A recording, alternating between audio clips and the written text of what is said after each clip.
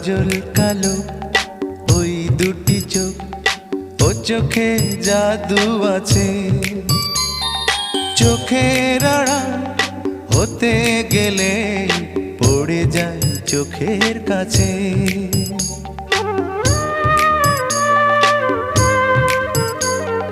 গোলাপ রাঙা ঠোঁটে তোমার মায়াবী মধুর হাসি, একটু হেসে পরাতে পারো হাজারো গলায় ফাঁসি।